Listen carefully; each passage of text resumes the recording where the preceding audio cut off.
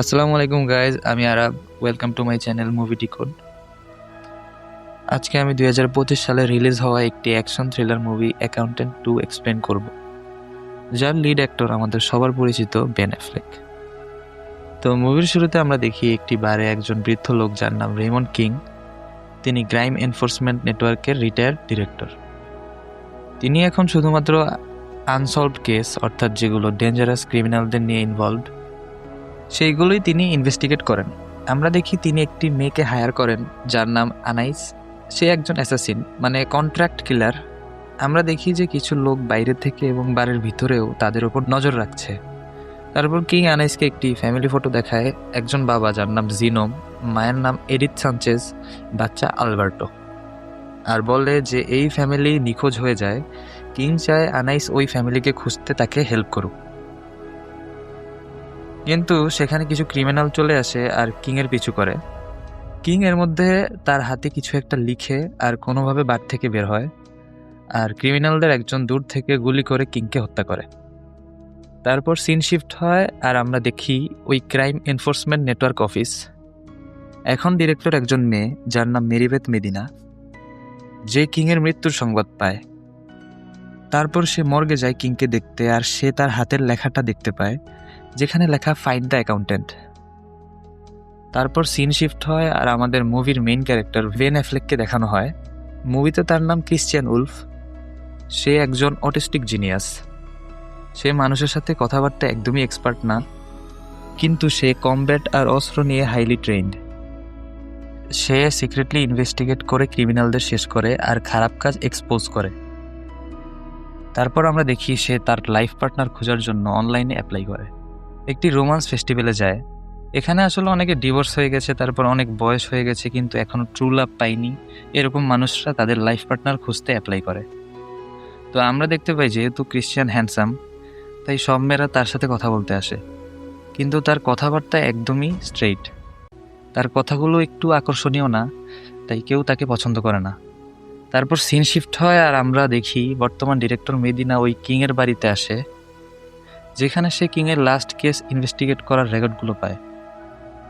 তো সে এগুলো ইনভেস্টিগেট করতে গিয়ে একটি হার্ভার্ড নিউরোসায়েন্স এর কার্ড পায়, যার পেছনে ক্রিশ্চিয়ান উলফের নাম লেখা। আসলে ক্রিশ্চিয়ান উলফ কিংয়ের জন্য কাজ করত, কিন্তু ক্রিশ্চিয়ান এখন আর অ্যাভেলেবেল না। তারপর মেদিনা হার্ভার্ড নিউরোসায়েন্স একাডেমিতে কল দিয়ে ক্রিশ্চিয়ান উলফের ব্যাপারে জানতে চায়, কিন্তু কিছুই জানতে পারে না। তখন আমরা দেখি একটি মেয়ে তার কল ট্র্যাক করে। তারপর সিন শিফট হয় একটি ফিশ পোর্টে, আর আমরা দেখি যে লোকটি কিংকে মেরেছিল সে আসে একজন মানুষের সাথে দেখা করতে। তার নাম বার্ক। আর আমরা জানতে পারি যে এই সেই লোক যে কিং আর ওই মেয়েকে মারার জন্য লোক পাঠায়। তারপর আমরা দেখি ডিরেক্টর মেদিনা ওই কিংয়ের ইনভেস্টিগেট থেকে একটি ক্রাইম সিনে যায়, আর সেখানে অ্যাকাউন্টেন্ট অর্থাৎ ক্রিশ্চিয়ান উলফ আসে, আর মেদিনা তার হেল্প চায়। তারপর তাকে নিয়ে কিংয়ের বাড়িতে যায় আর পুরো ইনভেস্টিগেট দেখায়। পরে সে পুরো ইনভেস্টিগেট ফিগার আউট করে। তারপর তারা ইনভেস্টিগেট করতে একটি পিৎজা ফ্যাক্টরিতে যায়, যেখানে ইলিগাল মানি লন্ডারিং করা হয়। অ্যাকাউন্ট্যান্ট সেখানের বসকে থেরাপি দিয়ে সব জেনে নেয়। তারপর অ্যাকাউন্ট্যান্ট তার ভাইয়ের সাথে কন্ট্যাক্ট করে তার হেল্পের জন্য। তার ভাইয়ের নাম ভ্র্যাক্স। সেও একজন কন্ট্রাক্ট কিলার, কিন্তু তাদের ভাইদের মধ্যে সম্পর্ক তেমন ভালো ছিল না। তবুও তার ভাইকে সে মানায়। তারপর তার ভাই আসে, আর তারা ওই পিৎজা ফ্যাক্টরির বস থেকে একজন লোকের নাম জানতে পারে যে মেয়ে দিয়ে বিজনেস করে। তারপর 3টা মেয়ের মাধ্যমে তারা তাকে ধরে। তারপর আমরা দেখি যে হার্ভার্ড নিউরোসায়েন্সে একটি বাচ্চাদের গ্রুপ, যারা সবাই অটিস্টিক কিন্তু অনেক এক্সপার্ট টেকনোলজিতে। বলতে গেলে সবাই বিশ্বসেরা হ্যাকার আর কি। তো আসলে অ্যাকাউন্টেন্ট এদের সেখানে সেট করেছে তার হেল্পের জন্য। তো তাদের মাধ্যমেই তারা জানতে পারে যে ওই রাতে কিংয়ের সাথে কে দেখা করতে এসেছিল। তারপর তারা দেখে যে সব মার্ডারের জায়গায় ওই মেয়েটা ছিল। তারপর আমরা দেখি যে ওই মেয়েগুলোর মাধ্যমে যে লোককে ধরা হয় তাকে জিজ্ঞাসাবাদ করে ডিরেক্টর মেদিনা, আর ওই ফ্যামিলি ফটোটা তাকে দেখানো হয়। সে ওই মেয়েটিকে চিনতে পারে। তারপর জানা যায় যে ওই মেয়েটির অ্যাক্সিডেন্ট হয়েছিল 5 বছর আগে। তো সেই লোক হসপিটালের ঠিকানা লিখে আর অনেক দূর থেকে ওই বার্কের লোক স্নাইপার দিয়ে গুলি করে আর ওই লোককে মেরে ফেলে। তারপর আমরা দেখি ক্রিশ্চিয়ান আর তার ভাই ব্র্যাক্স একটি বারে যায়, আর সেখানে একটি মেয়ে আসে ক্রিশ্চিয়ানের সাথে কথা বলতে। আসলে এই দুই ভাইয়ের মেয়েদের সাথে কোনো কন্ট্যাক্ট নেই, এদের দুইজনের কমিউনিকেশন স্কিল খুবই বাজে, এরা কাউকে ইমপ্রেস করতে পারে না। আসলে ছোটবেলা থেকে তারা একটি আর্মি ক্যাম্পের আন্ডারে বড় হয়েছে, তাদের ছোটবেলা খুবই ট্রমাটিক ছিল। তো তারপর ক্রিশ্চিয়ান সেখানে একটু নাচানাচি করে ওই মেয়েটার সাথে, কিন্তু একজন লোক আসে আর ক্রিশ্চিয়ানকে ধমকায়। আর ক্রিশ্চিয়ান ইচ্ছা করেই ওই লোকটাকে বলে তাকে ঘুষি মারতে, যাতে ব্র্যাক্স ওই লোকটাকে মারার সুযোগ পায়। আসলে ব্র্যাক্স মারামারি পছন্দ করে। তো ওই লোক ক্রিশ্চিয়ানকে ঘুষি মারে আর ব্র্যাক্স ওদেরকে মেরে তারপর ওখান থেকে চলে যায়। এরপর আমরা দেখি ডিরেক্টর মেদিনা ওই হসপিটালে যায় যেখানে ওই মেয়েটার ট্রিটমেন্ট হয়েছিল। যে ওই মেয়েটি, যার নাম এডিথ সানচেজ, অ্যাক্সিডেন্টে তার মেমোরি লস হয়। তারপর সিচুয়েশন এতটাই বাজে হয়ে যায় যে সেই মেয়ে নতুন একটি ক্যারেক্টারের রূপ নেয়। আর সেই ওই মেয়ে যাকে আমরা দেখি মুভির শুরুতে কিংয়ের সাথে দেখা করতে এসেছে, মানে অ্যানাইস। তো তারপর আমরা দেখি যে মেদিনাকে মারার কন্ট্যাক্ট পায় ব্র্যাক্স। তারপর রাতে ঘুমানোর সময় ক্রিশ্চিয়ান ব্র্যাক্সের ফোন রিং হলে চেক করে দেখে তার কন্ট্রাক্ট।